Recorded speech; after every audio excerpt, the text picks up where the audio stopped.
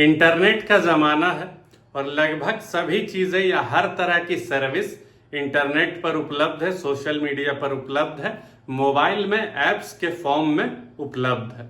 और आप सबों ने, हम सबों ने कभी ना कभी इन सर्विसेज का इस्तेमाल ज़रूर किया होगा। और ख़ासकर भारत में एक बहुत बड़ी आबादी है जो ट्रैवलिंग के लिए इन सब ऐप्स का इस्तेमाल करती है, चाहे वो फ्लाइट्स की बुकिंग हो, ट्रेन्स की बुकिंग हो या अन्य तरह की चीज़ें भी इन्हीं ऐप्स में आजकल उपलब्ध है। हॉलीडे डेस्टिनेशन से लेकर हर कुछ जो भी यात्रा के समय आपको ज़रूरत पड़ती है, क्योंकि लोग अभी काउंटर पर जाकर खड़े होना नहीं चाहते हैं।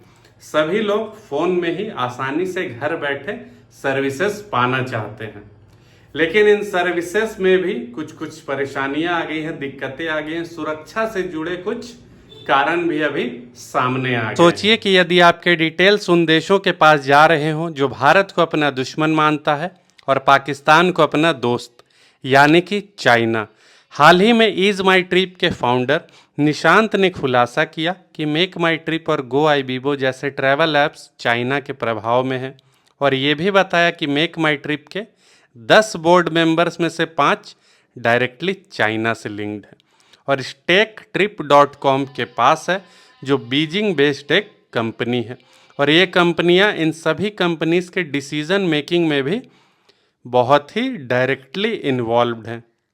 बात सिर्फ बिजनेस से जुड़ी हुई नहीं है, ये बात है राष्ट्रीय सुरक्षा की भी।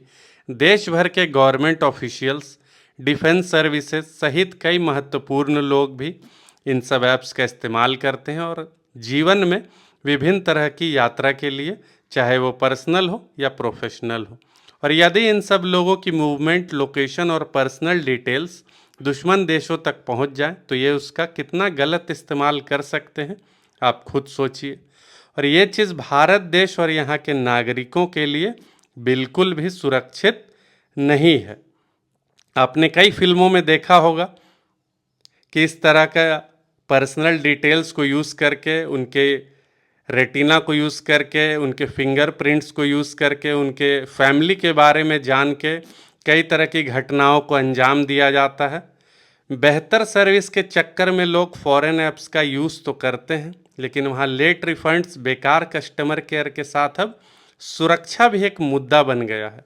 तो भविष्य में जब भी आप किसी भी ट्रैवल डेस्टिनेशन के लिए या यात्रा करने के लिए इन ऐप्स का इस्तेमाल करें तो एक बार ज़रूर जो भारतीय ऐप हैं, लोकल फॉर वोकल जो है, उस ओर ज़रूर ध्यान दें। और जो भी फॉरेन ऐप्स है जिनसे दुश्मन देशों को फ़ायदा मिल रहा है, मदद मिल रही है, उसे इग्नोर करें।